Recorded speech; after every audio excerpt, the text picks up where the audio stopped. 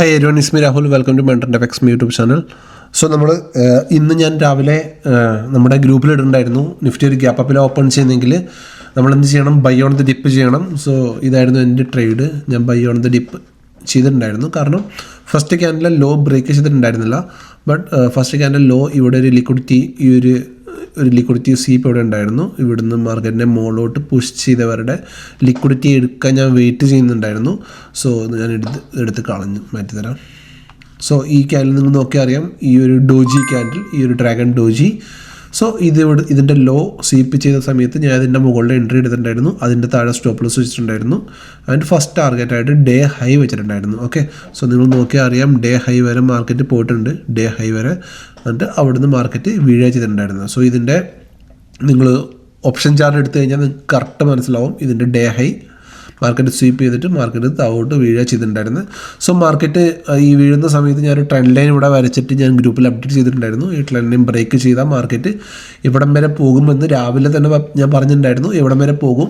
ഇതിൻ്റെ ഒരു 50%, അതായത് റിട്രേസ്മെൻറ്റ് സോൺ എങ്ങനെ എടുക്കുക എന്ന് വെച്ചാൽ, നമ്മുടെ മാർക്കറ്റിൻ്റെ ഈ ടൂൾ എടുത്തിട്ട് ഈ ഹൈ മുതൽ ഇവിടം വരെ വരയ്ക്കുക. അതായത് മാർക്കറ്റിൻ്റെ എവിടെ നിന്നാണ് മാർക്കറ്റ് ഗ്യാപ്പ് അപ്പ് ആയി ചെയ്ത് പോയത്, കണ്ടോ.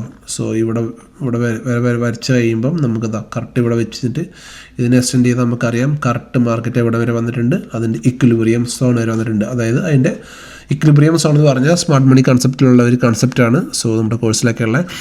സോ ആ ഇക്വിലിബ്രിയം സോൺ വരെ മാർക്കറ്റ് വന്ന് ടാപ്പ് ചെയ്തിട്ട് മാർക്കറ്റ് റിയാക്ട് ചെയ്തിട്ടുള്ളത് അല്ലേ. സോ അപ്പം നോക്കിയാൽ അറിയാം, ഈ ഒരു സോൺ എന്ന് പറയുന്നത്, അതായത് ഈ ഒരു സോൺ എന്ന് പറയുന്നത് ഒരു മേജർ റെസിസ്റ്റൻസ് ആയിരുന്നു പണ്ട്. അതിപ്പോൾ ഒരു സപ്പോർട്ടായിട്ട് ആക്ട് ചെയ്തു ചേഞ്ച് ഇൻ പൊളാരിറ്റി. അതായത് മാർക്കറ്റ് ഇവിടുന്ന് വീണ് കഴിഞ്ഞപ്പോൾ നിങ്ങൾ നോക്കിയാൽ അറിയാം, ഇതായിരുന്നു മാർക്കറ്റിൻ്റെ മേജർ റെസിസ്റ്റൻസ്. ആ മേജർ റെസിസ്റ്റൻസ് ഇപ്പോൾ എന്തായിട്ട് ആക്ട് ചെയ്തു, സപ്പോർട്ടായിട്ട് ആക്ട് ചെയ്തു. അതാണ് ഇന്ന് ഇവിടെ നടന്നിട്ടുള്ളത്. ഓക്കെ, സോ മാർക്കറ്റിൽ ഇന്ന് നടന്ന കാര്യങ്ങൾ വളരെ സിമ്പിളായിരുന്നു. ഡേ ലോ ബ്രേക്ക് ചെയ്തപ്പോൾ താഴോട്ട് വീണു. ഇവിടുന്ന് ഒരു ട്രേഡ് ഉണ്ടായിരുന്നു താഴെ വരെ. സോ ഈ 2 ട്രേഡും ചെയ്തിട്ടുണ്ടായിരുന്നു ഇന്ന്. ഓക്കെ, സോ അപ്പം നാളെ നമ്മൾ സ്റ്റിൽ ബുള്ളിഷാണ്. എപ്പം വരെ? ഈ ലോ ബ്രേക്ക് ചെയ്യുന്നവരെ നമ്മൾ സ്റ്റിൽ ബുള്ളിഷാണ്. സോ നാളെ നമ്മുടെ മാർക്കറ്റ് ഈ ഹൈയുടെ മുകളിൽ ഓപ്പൺ ചെയ്യുകയാണെങ്കിൽ 23,927 മുകളിൽ മാർക്കറ്റ് ഓപ്പൺ ചെയ്യുകയാണെങ്കിൽ, 23,000 ഈ ഹൈയുടെ മുകളിൽ മാർക്കറ്റ് ഓപ്പൺ ചെയ്യുകയാണെങ്കിൽ നമ്മൾ എന്ത് ചെയ്യണം? നമ്മൾ ബൈ ചെയ്യണം. ആൻഡ് മാർക്കറ്റ് ഈ റേഞ്ചിലോ എവിടെയെങ്കിലും ഓപ്പൺ ചെയ്യുകയാണെങ്കിൽ നമ്മൾ ബൈ ഓൺ ദി ഡിപ്പ് തന്നെയായിരിക്കും പോകുന്നുണ്ടാവുക. ഓക്കെ, ബൈ ഓൺ ദി ഡിപ്പായിരിക്കും നമുക്ക് മാർക്കറ്റിൽ പോകുന്നുണ്ടാവുക. ആൻഡ് നമ്മുടെ ടാർഗറ്റ് ഡേ ഹൈ വരെ, ഇന്നലത്തെ ഡേ ഹൈ വരെ നമ്മൾ ടാർഗറ്റ് വെക്കും. സോ നാളെ നമ്മൾ ഷോർട്ട് പ്ലാൻ ഇല്ല. മാർക്കറ്റ് എവിടെയാണ് ഓപ്പൺ ചെയ്യുന്നെങ്കിൽ നമ്മൾ ബൈ ഓൺ ദി ഡിപ്പ് തന്നെയായിരിക്കും ട്രേഡ് എടുക്കുക.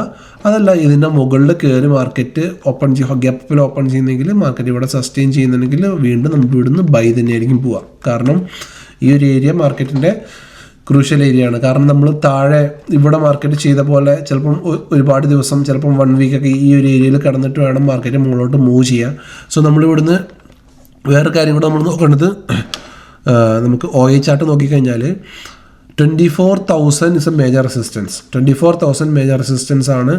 നമ്മുടെ സപ്പോർട്ട് എന്ന് പറയുന്നത് 23,800 ആണ്. സോ നാളെ മാർക്കറ്റ് ഈ ലോയുടെ താഴെ പോവുകയാണെങ്കിൽ നമ്മൾ ഷോർട്ട് സെല് ചെയ്യത്തുള്ളൂ ഗ്യാപ്പ് ഫില്ലിങ്ങിന് വേണ്ടിയിട്ട്. അല്ലെങ്കിൽ നമ്മൾ ഇവിടുന്ന് ബൈ ഓൺ ദ ഡിപ്പായിരിക്കും ചെയ്യുക.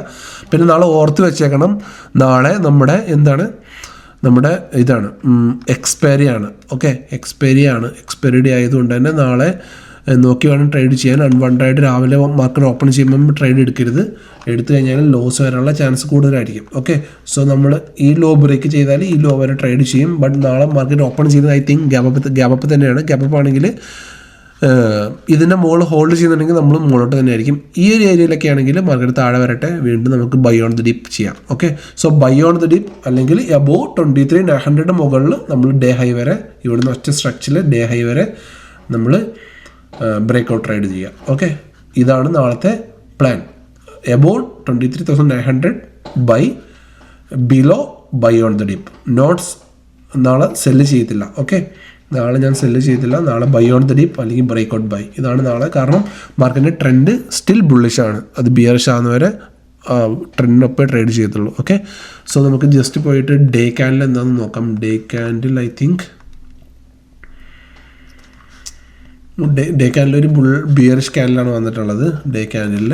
സോ അതുകൊണ്ട് തന്നെയാണ് ഞാൻ ഈ ലോ മാർക്ക് ചെയ്യാൻ പറഞ്ഞത്. ഈ ലോ ബ്രേക്ക് ചെയ്യുകയാണെങ്കിൽ മാത്രമേ നമുക്കപ്പം നാളെ സെൽ ട്രേഡ് ഉണ്ടാകത്തുള്ളൂ. ഓക്കെ, ഈ ലോ ബ്രേക്ക് ചെയ്യണമെങ്കിൽ മാത്രമേ നമുക്ക് നാളെ സെൽ ട്രേഡ് ഉണ്ടാകത്തുള്ളൂ. സോ അതനുസരിച്ച് പ്ലാൻ ചെയ്യാം. ഓക്കെ, സോ ഈ ചെറിയ വീഡിയോ ഇഷ്ടപ്പെട്ടുണ്ടെങ്കിൽ please like, share and subscribe channel. ചെറിയൊരു വീഡിയോ ആണ്. Please do comment and like please. Bye, good night.